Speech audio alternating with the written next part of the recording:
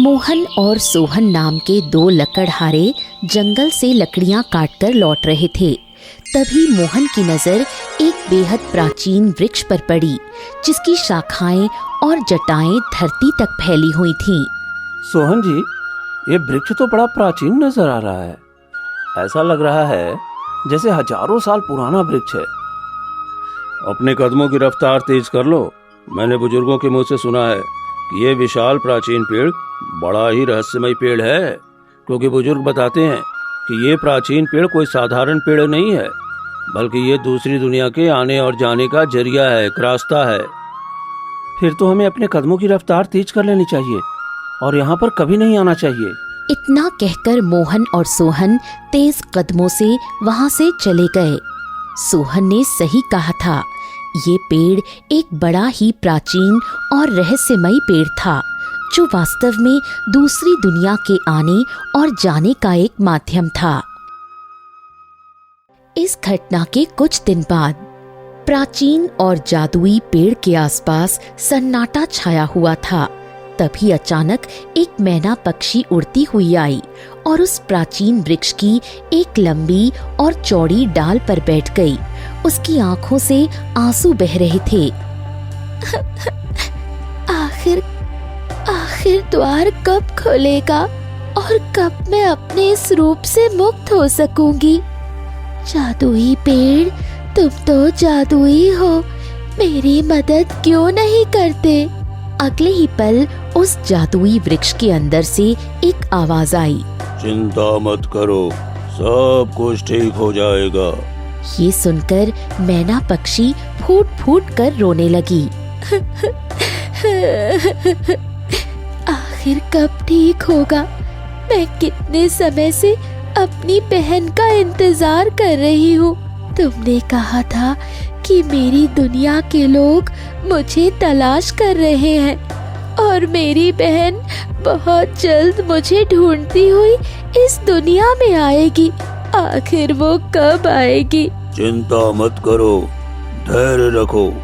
मैंने जो कहा है वो सत्य कहा है। तुम्हारी बहन इसी द्वार से तुम्हें ढूंढती हुई इस दुनिया में जरूर आएगी।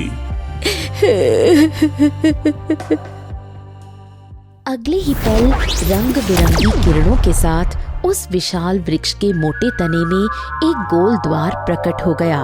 उस गोल द्वार के अंदर से एक बेहद सुंदर लड़की बाहर आ गई। जैसे ही वो बाहर आई, वो गोल द्वार रंग बिरंगी किरणों में गायब हो गया। वो सुंदर लड़की चारों ओर देखने लगी। ये तो बड़ी ही विचित्र दुनिया है, लेकिन जैसी भी है बहुत सुंदर है।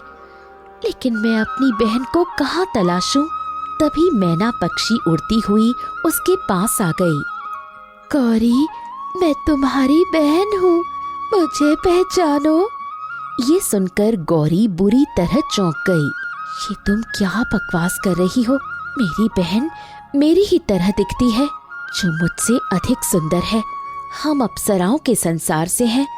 तुम जरूर इस दुनिया की कोई धूर्त पक्षी हो, जो मुझे बहकाकर भ्रम में डालना चाहती हो।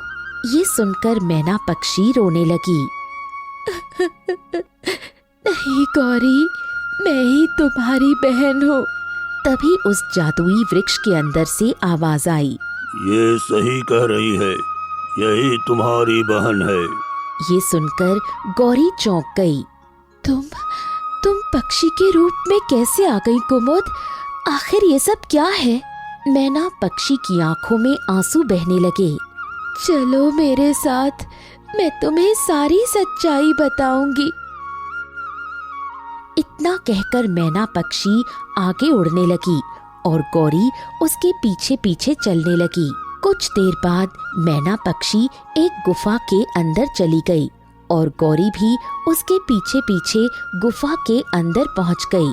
गुफा के अंदर हल्का अंधेरा फैला हुआ था। अगले ही पल वहां मशालें जल उठीं और रंग बिरंगी किरणों के बीच मैना पक्षी एक सुंदर लड़की में बदल गई। ये देखकर गौरी चौंक गई। इसका मतलब तुम सच कह रही थी? तुम ही मेरी बहन कुमुद हो। तुम गुफा के अंदर आते ही अपने असली रूप में कैसे आ गई? कुमुद की आंखों में आंसू भर आए। इस गुफा के अंदर आते ही मैं अपने असली रूप में आ सकती हूँ। इस गुफा से बाहर जाते ही मैं फिर से मैना पक्षी बन जाती हूँ। मैं श्रापित हो गई हूँ गौरी। आखिर तुम श्रापित कैसे हो गई? ये दुनिया देखने में जितनी सुंदर है, यहाँ के लोग उतने ही झूठे और मक्कार हैं। मैं तुम्हें सब बताती हूँ। ये उन दिनों की बात है जब हम अपने अप्सराओं के संसार में घूमा करते थे और दूसरी दुनिया में भ्रमण करने की बात किया करते थे। और एक दिन मैंने इस प्राचीन वृक्ष के द्वार का उपयोग किया और मैं इस दुनिया में आ गई। कुमुद अप्सराओं की दुनिया में स्थित एक विशाल जादुई वृक्ष के सामने खड़ी थी। कुमुद उस विशाल वृक्ष को ध्यान से देखते हुए बोली, चलो देखते हैं कि जो मंत्र मैंने सीखे हैं उनके उपयोग से किस दुनिया का द्वार खुलता है। इतना कहकर कुमुद मंत्र पढ़ने लगी। अगले ही पल रंग बिरंगी किरणों के साथ उस विशाल वृक्ष के तने में एक गोल द्वार प्रकट हुआ। कुमुद बिना देर किए उस गोल द्वार के अंदर प्रवेश कर गई। अगले ही पल कुमुद उस द्वार से बाहर आई। उसने देखा कि वहां भी वही विशाल प्राचीन वृक्ष खड़ा हुआ था। क्या बात है, यही विशाल प्राचीन वृक्ष हमारी दुनिया में भी है और वही इस दुनिया में भी है। दोनों दुनियाओं का द्वार होने के साथ साथ ये वृक्ष दोनों दुनियाओं में मौजूद है। शायद ये हर दुनिया में मौजूद हो सकता है। इतना कहकर कुमुद सामने की ओर देखने लगी। ये दुनिया तो बड़ी ही सुंदर है। चलो यहाँ पर कुछ देर भ्रमण करके अपनी दुनिया में वापस चली जाऊंगी। इतना कहकर कुमुद ने मंत्र पढ़ा और वो गोल द्वार रंग बिरंगी किरणों में गायब हो गया। कुमुद अब पृथ्वी के संसार में टहलने लगी। तभी उसकी नजर एक विशाल वृक्ष पर पड़ी जिसके नीचे एक साधु तपस्या कर रहा था। साधु को देखकर कुमुद हंस पड़ी। अरे ये दुनिया तो इतनी सुंदर है, लेकिन यहाँ के लोग कैसे दिखते हैं? ऐसा लग रहा है जैसे ये साधु महीनों से नहीं नहाया। इतना कहकर कुमुद साधु के पास चली गई और उसकी जटाओं से खेलने लगी। अगले ही पल साधु की आंख खुल गई। मूर्ख, वर्षों की तपस्या तूने भंग कर दी। कौन है तू? ये सुनकर कुमुद चौंक गई। क्या तुम्हें बात करने की तमीज नहीं है? साधु उठकर खड़ा हो गया और उसने कुमुद को ध्यान से देखा। तू तो इस संसार की नहीं है, तू तो अप्सराओं की दुनिया की है। तू इस दुनिया में क्या कर रही है? कुमुद मुस्कुराने लगी। लगता है तुम कोई जादूगर हो जो मेरे बारे में इतनी जल्दी जान गए। साधु क्रोधित हो उठा। मैं कोई जादूगर नहीं, बल्कि एक साधु हूँ। तूने मेरी तपस्या भंग की है, तुझे इसकी सजा मिलेगी। अब तू चाह कर भी अपनी दुनिया में वापस नहीं जा पाएगी। इतना कहकर साधु वहाँ से चला गया। यहाँ के लोग तो बड़े मूर्ख हैं। इतना कहकर कुमुद तुरंत उस प्राचीन वृक्ष पर गई और द्वार खोलने वाला मंत्र पढ़ने का प्रयास करने लगी। लेकिन कुछ देर बाद वो घबरा गई। ये क्या, मुझे द्वार प्रकट करने वाला मंत्र याद क्यों नहीं आ रहा? कुमुद ने बहुत देर तक प्रयास किया, लेकिन उसे मंत्र याद नहीं आया। कुछ देर बाद वो थककर वहीं खड़ी हो गई। लगता है मुझे उस साधु को तलाशना चाहिए, अब वही मेरी मदद कर सकता है। कुमुद साधु को खोजने के लिए जंगल की ओर चली गई, लेकिन वो साधु उसे कहीं नहीं मिला। तभी अचानक उसके कानों में एक मधुर बांसुरी की धुन पड़ी। उस बांसुरी की धुन इतनी मधुर थी कि कुमुद सब कुछ भूल गई। तो बहुत ही मधुर धुन है, आखिर ये कहाँ से आ रही है? कुमुद उस धुन की दिशा में आगे बढ़ने लगी। कुछ दूर जाने के बाद उसने देखा कि एक सुंदर युवक बांसुरी बजा रहा था और उसके आसपास बकरियां और कुछ जानवर चल रहे थे। उस युवक की सुंदरता देखकर कुमुद मोहित हो गई। इस दुनिया के लोग तो बहुत सुंदर हैं। मैं कुछ देर पहले बेवजह ही गलत सोच रही थी। कुमुद धीरे धीरे उस युवक के पास पहुंच गई। सुंदर युवक ने कुमुद को देखकर बांसुरी बजाना बंद कर दिया। कौन हो तुम? क्या हुआ? तुमने बांसुरी बजाना क्यों रोक दिया?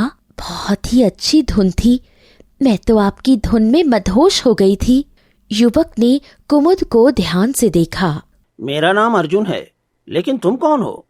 इससे पहले तो मैंने तुम्हें इस जंगल में कभी नहीं देखा। कुमुद कुछ पल के लिए सोच में पड़ गई। वो मन ही मन सोचने लगी कि क्या उसे अर्जुन को सच बता देना चाहिए, लेकिन उसने ऐसा नहीं किया। कुछ नहीं, मैं पास के ही गांव में रहती हूँ। जंगल में टहलने के लिए आई थी, लेकिन रास्ता भटक गई। ये सुनकर अर्जुन मुस्कुराने लगा। तो फिर चलो, मुझे अपने गांव का नाम बताओ, मैं तुम्हें तुम्हारे घर तक पहुंचा दूंगा। कुमुद ने जल्दी से बात बदल दी। नहीं, अब मुझे रास्ता याद आ गया है। अच्छा सुनो, क्या तुम यहाँ रोज आते हो? हाँ, मैं एक चरवाहा हूँ। जानवरों को चराने के लिए रोज यहाँ आता हूँ और इस वृक्ष के नीचे बैठकर बांसुरी बजाता हूँ। इतना कहकर अर्जुन खड़ा हो गया। शाम हो चुकी है, अब मैं जा रहा हूँ। कुमुद अर्जुन को देखने लगी। क्या तुम कल भी आओगे? हाँ, क्यों नहीं। इतना कहकर अर्जुन अपने जानवरों को लेकर वहां से चला गया। कुमुद उसी वृक्ष के नीचे बैठ गई और अर्जुन की छवि उसकी आंखों में घूमने लगी। कुछ ही देर में उसे वहीं गहरी नींद आ गई। अगले दिन अर्जुन फिर से अपने जानवरों को चराने वहां आया। उसने देखा कि कुमुद पहले से ही वहां मौजूद थी। अर्जुन मुस्कुराया। क्या आज भी तुम अपने घर का रास्ता भूल गई? कुमुद मुस्कुराने लगी। नहीं, आज मैं रास्ता नहीं भूली। आज तो मैं तुम्हारा ही इंतजार कर रही थी। ये सुनकर अर्जुन चौंक गया। और वो किस लिए? तुम्हारी बांसुरी की धुन सुनने के लिए। जब से मैंने तुम्हारी बांसुरी की धुन सुनी है, मैं उसमें खो गई हूँ। क्या तुम मेरे लिए उसे दोबारा बजाओगे? अर्जुन मुस्कुराया। हाँ, क्यों नहीं। इतना कहकर अर्जुन ने फिर से बांसुरी बजानी शुरू कर दी और कुमुद उस मधुर धुन में पूरी तरह खो गई।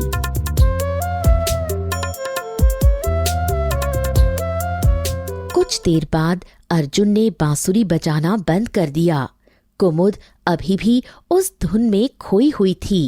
क्या ऐसा नहीं हो सकता कि तुम बांसुरी बजाते जाओ और मैं उसकी धुन में हमेशा खोई रहूं? अर्जुन मुस्कुराया। बांसुरी के अलावा भी जीवन में बहुत सारे काम होते हैं। अच्छा, अब मैं चलता हूँ। इतना कहकर अर्जुन वहां से चला गया और उस दिन के बाद जब भी अर्जुन जंगल में आता, कुमुद उससे मिलने आ जाती। धीरे धीरे दोनों के बीच दोस्ती हो गई और ये दोस्ती कब प्रेम में बदल गई, इसका एहसास अर्जुन और कुमुद दोनों को ही नहीं हुआ। एक दिन कुमुद ने हिम्मत करके अपने मन की बात अर्जुन से कह दी। जब मैंने तुम्हें पहली बार देखा था, तभी तुम पर अपना मन हार बैठी थी। बड़ी हिम्मत करके तुमसे अपने प्रेम की बात कर रही हूँ। मैं तुमसे प्रेम करती हूँ अर्जुन। अर्जुन ने कुमुद की ओर देखा और मुस्कुराया। सच बताऊं, जब मैंने तुम्हें पहली बार देखा था, तब मैं भी तुम पर मोहित हो गया था। प्रेम तो मैं भी तुमसे करता हूँ, परंतु डरता था कि अगर तुमसे अपने प्रेम का इजहार करूं तो कहीं तुम इनकार न कर दो। कुमुद मुस्कुराने लगी। अब तो मैं तुम्हारे अलावा जीने की सोच भी नहीं सकती। अर्जुन कुछ पल कुमुद को देखता रहा। तो फिर तुम मुझे अपने गांव का नाम बताओ, मैं तुम्हारे माता पिता से तुम्हारे हाथ मांगने के लिए आऊंगा। ये सुनकर कुमुद गहरी सोच में डूब गई। जब तुम मुझसे पहली बार मिले थे, तब मैंने तुम्हें अपने बारे में सच नहीं बताया था, लेकिन अब मैं तुमसे चाहकर भी झूठ नहीं बोल सकती। दरअसल मैं संसार की नहीं हूँ। ये सुनकर अर्जुन चौंक गया। क्या कहना चाहती हो तुम? कुमुद ने अर्जुन का हाथ पकड़ा। चलो मेरे साथ। कुमुद अर्जुन को उसी विशाल प्राचीन वृक्ष के पास ले आई। अर्जुन उस वृक्ष को देखकर बोला, ये तो इस जंगल की प्रसिद्ध प्राचीन वृक्ष है। इसके बारे में बड़ी विचित्र कथाएं मौजूद हैं। कहते हैं कि ये दो दुनियाओं का द्वार है। कुमुद ने अर्जुन की ओर देखा और ये बात सच है। ये वृक्ष वास्तव में दो दुनियाओं का द्वार है। मैं इसी वृक्ष के द्वार से तुम्हारी दुनिया में आई थी। इसके बाद कुमुद ने अर्जुन को शुरुआत से लेकर अंत तक सारी घटना बता दी। मैं तो उस साधु को तलाश रही थी, लेकिन मुझे तुम मिल गए। जब मैंने तुम्हें देखा तो मैं उस साधु को भूल गई और तुम्हारे प्रेम में पागल हो गई। मैं एक अप्सरा हूँ अर्जुन। अर्जुन कुमुद को देखता रहा। तभी मैं सोच रहा था, जब मैंने तुम्हें पहली बार देखा था तो मेरे मन में पहला विचार क्यों आया था कि इस तरह की सुंदरता तो अप्सराओं के पास होती है। मैं तो बहुत खुशनसीब हूँ कि मुझे तुम्हारी जैसी अप्सरा मिली। ये सुनकर कुमुद की आंखों में आंसू आ गए। मैं तुम्हारे परिवार से मिलना चाहती हूँ। अर्जुन मुस्कुराया। क्यों नहीं, चलो मैं आज ही तुम्हें अपनी माँ और पिता से मिलवाता हूँ। कुछ देर बाद अर्जुन कुमुद को अपने गांव हरियापुर ले गया। उसने एक छोटी सी झोपड़ी की ओर इशारा किया। अर्जुन कुमुद को झोपड़ी के अंदर ले गया। झोपड़ी के अंदर एक बूढ़ा व्यक्ति और एक बूढ़ी औरत बैठे हुए थे। अर्जुन ने उस बूढ़े व्यक्ति की ओर इशारा किया। ये मेरे पिता रामलाल हैं। पहले एक किसान थे, लेकिन अचानक मेरे पिता बीमार पड़ गए। हमारी सारी जमीन बिक गई, लेकिन पिताजी की बीमारी ठीक नहीं हुई। इतना कहकर अर्जुन अपनी माँ की ओर देखने लगा। और ये मेरी माँ है। इनका नाम कौशल्या है। इन्होंने बड़ी मेहनत और मशक्कत से मुझे पाल पोस कर बड़ा किया है। कौशल्या ने अर्जुन की ओर देखा। बेटा, ये कौन है? माँ, इसका नाम कुमुद है। माँ, ये पड़ोस के गांव में रहती है। ये भी मेरी तरह बकरियां चराती है। कौशल्या कुमुद को देखकर मुस्कुराने लगी। कुछ देर बाद, अच्छा, अब मैं चलती हूँ। अर्जुन ने कुमुद की ओर देखा। जब तुमने अपने बारे में सब कुछ बता ही दिया है, तो ये भी बता दो कि तुम रहती कहाँ हो। क्या जंगल में रहती हो?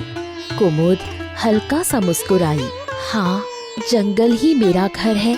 मैं काफी कोशिश कर रही हूँ कि वो साधु मुझे मिल जाए, लेकिन वो मुझे कहीं नहीं मिल रहे। अगर वो साधु मुझे मिल जाएगा तो मैं उससे क्षमा मांग लूंगी और फिर जो मंत्र मैं भूल गई हूँ वो मुझे याद आ जाएगा और फिर मैं अपनी दुनिया में वापस जा सकूंगी।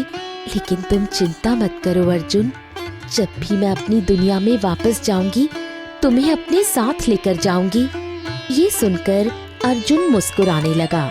अगर ऐसी बात है तो कल मैं तुम्हारे साथ उस साधु को ढूंढने में मदद करूंगा और समय आने पर अपनी माँ और पिता से हमारी और तुम्हारी शादी की बात भी करूंगा। ये सुनकर कुमुद शर्मा गई और कुछ ही क्षण बाद वो चुपचाप जंगल की ओर वापस चली गई। अगले दिन अर्जुन जंगल चला गया। वहाँ कुमुद पहले से ही अर्जुन का इंतजार कर रही थी। आज तो मैं समय से पहले ही आ गया। आज तुम्हारे साथ तुम्हारे जानवर दिखाई नहीं दे रहे। नहीं, आज मैं किसी को नहीं लाया ताकि मैं तुम्हारे साथ उस साधु को ढूंढ सकूं और तुम्हारी मदद कर सकूं। अर्जुन और कुमुद जंगल में उस साधु को तलाशने लगे, लेकिन काफी अभ्यास के बाद भी उन्हें वो साधु कहीं नहीं मिला। कुमुद निराश हो गई। वो साधु नहीं मिल रहा। क्या अब मैं अपनी दुनिया में कभी वापस नहीं जा पाऊंगी? निराश मत हो कुमुद, हिम्मत मत हारो। चलो, एक स्थान और है जहाँ साधु अक्सर रहा करते हैं। मुझे लगता है वो साधु वहीं मिल सकता है। इतना कहकर अर्जुन कुमुद को जंगल के एक हिस्से की ओर ले गया। जंगल के उस हिस्से में एक अजीब सा अंधेरा फैला हुआ था। कुमुद ने चारों ओर देखा और चौंक गई। यहाँ तो दिन में भी अंधेरा मालूम पड़ रहा है। अरे घबराओ मत कुमुद, साधु अक्सर ऐसी जगहों पर बैठकर तपस्या करते हैं ताकि कोई उनकी तपस्या में विघ्न न डाले। अर्जुन और कुमुद उस स्थान पर साधु को तलाशने लगे, लेकिन उसी समय दूर एक वृक्ष के नीचे बैठा हुआ एक तांत्रिक उन्हें गौर से देख रहा था। तांत्रिक ने अपनी आंखें बंद की और कुछ देर बाद उन्हें खोला। उसकी नजर कुमुद पर टिक गई। ये साधारण कन्या नहीं, बल्कि अप्सराओं के संसार की एक अप्सरा है, और मैं इसी को तलाश रहा था। अब मुझे अमर होने से कोई नहीं रोक सकता।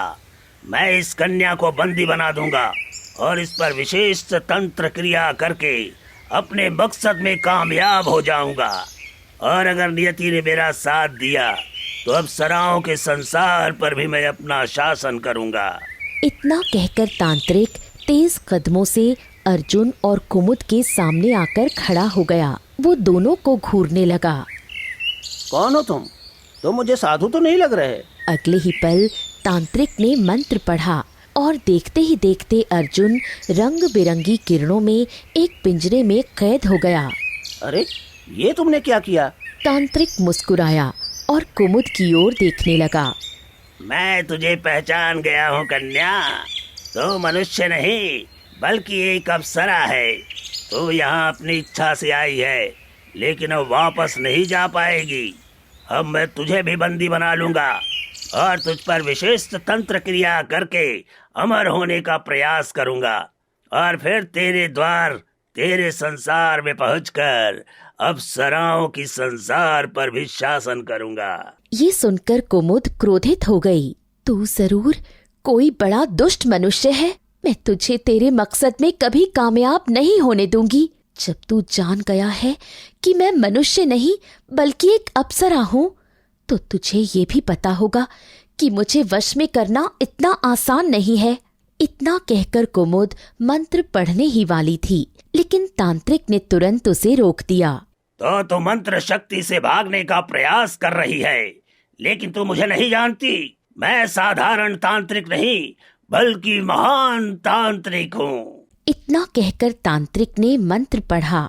अगले ही पल कुमुद एक मैना पक्षी में बदल गई। अपने आप को मैना पक्षी के रूप में देखकर कुमुद की आंखों से आंसू बहने लगे। तांत्रिक उसकी ओर बढ़ने लगा, लेकिन तभी मैना पक्षी बनी कुमुद तेजी से उड़ गई और तांत्रिक की नजरों से ओझल हो गई। तो कहीं भी चली जा, लेकिन तुझे वापस आना ही होगा। संसार की ऐसी कोई शक्ति नहीं है जो मेरे श्राप से तुझे मुक्त कर सके। डरी हुई कुमुद उड़ते हुए एक गुफा के अंदर चली गई। जैसे ही वो गुफा के अंदर पहुंची, रंग बिरंगी किरणों के बीच वो अपने असली रूप में बदल गई। ये देखकर कुमुद चौंक गई। इतना सोचकर कुमुद गुफा से बाहर निकली, लेकिन जैसे ही वो गुफा से बाहर आई, वो फिर से मैना पक्षी बन गई। ये देखकर कुमुद और चौंक गई। वो फिर से गुफा के अंदर गई और दोबारा अपने असली रूप में आ गई। लगता है इस गुफा के अंदर ही मैं अपने असली रूप में रह सकती हूँ। इस गुफा से बाहर जाते ही मैं फिर से श्रापित हो जाती हूँ।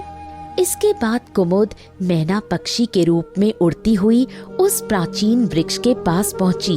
वो वृक्ष के पास बैठ गई। वृक्ष देवता, मेरी मदद करो। कुमुद ने पक्षी के रूप में पूरी घटना वृक्ष देवता को बता दी। कुछ क्षण बाद वृक्ष के भीतर से आवाज आई। तुम इस समय पृथ्वी पर हो कुमुद। पृथ्वी पर साधुओं का अपमान नहीं किया जाता। तुमने साधु का अपमान किया, इसी कारण तुम द्वार प्रकट करने वाला मंत्र भूल गई है। मैं केवल इतना बता सकता हूँ कि तुम्हारी दुनिया में तुम्हारी गैर मौजूदगी से हलचल मची हुई है, और तुम्हारी बहन गौरी तुम्हें ढूंढती हुई यहाँ जरूर आएगी। कुमुद की पूरी कहानी सुनकर गौरी चौंक गई। मैं तो समझ रही थी कि तुम दूसरी दुनिया में भ्रमण कर रही होंगी और बहुत खुश होंगी। खुशी की वजह से तुम्हें अपनी दुनिया की याद भी नहीं आई होगी। मुझे क्या पता था कि तुम इतनी बड़ी मुसीबत में फंस चुकी हो। ये सुनकर कुमुद की आंखों में आंसू आ गए। मुझे अपने से ज्यादा चिंता अर्जुन की है। न जाने उसका क्या हाल होगा और उसके माता पिता का क्या हाल होगा। तुम चिंता मत करो। साधु के गुस्से की वजह से तुम अपने मंत्र भूल गई और तुम्हारी जादुई शक्तियाँ इस धरती पर काम नहीं कर रही हैं, लेकिन मेरी जादुई शक्तियाँ काम कर रही हैं। मैं अभी अपनी शक्ति से उस साधु का पता लगाती हूँ। इतना कहकर गौरी ने अपनी आंखें बंद कर लीं। कुछ क्षण बाद गौरी ने आंखें खोली। बड़ी ही विचित्र बात है, जिस साधु को तुम तलाश रही हो, तुम उसी के वास पर बैठी हुई हो। ये सुनकर कुमुद चौंक गई। क्या मतलब? इस गुफा में वही साधु रहता है। अगले ही पल रंग बिरंगी किरणों के साथ वही साधु प्रकट हुआ। साधु रहस्यमय मुस्कान के साथ कुमुद को देखने लगा। तुम्हारी बहन गौरी ने बिल्कुल सही कहा। मैं इसी गुफा में रहता हूँ।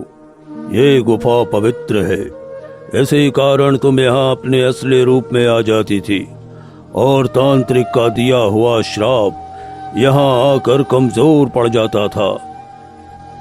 कुमुद चौंक गई।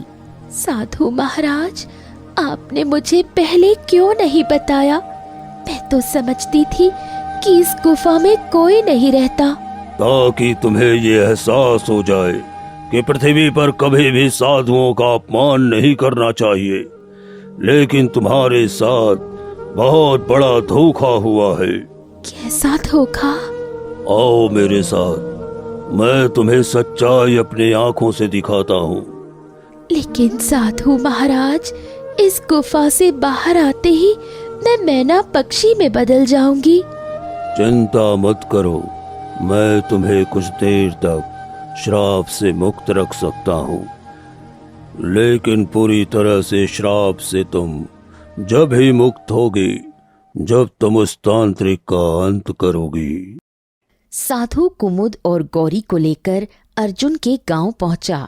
वहां एक छोटी सी झोपड़ी खड़ी थी, जहां कुछ समय पहले अर्जुन ने कुमुद को अपने माता पिता से मिलवाया था। झोपड़ी के आसपास सन्नाटा पसरा हुआ था। साधु महाराज, यहाँ तो अर्जुन के माता और पिता रहते थे। अर्जुन का कोई माता पिता नहीं है। अर्जुन अनाथ है। चलो मेरे साथ। इतना कहकर साधु झोपड़ी से थोड़ा दूर उन्हें लेकर गया। वहां एक बूढ़ा पुरुष और एक बूढ़ी औरत भीख मांग रहे थे। कुमुद को देखकर दोनों घबरा गए। साधु ने कठोर स्वर में उन दोनों से पूछा, मुझे सच सच बताओ, तुम दोनों कौन हो? झूठ बोलने का प्रयास मत करना। बूढ़ा व्यक्ति घबरा गया और हाथ जोड़कर बोला, हमें क्षमा कर दीजिए। हम दोनों पति पत्नी हैं और भिखारी हैं।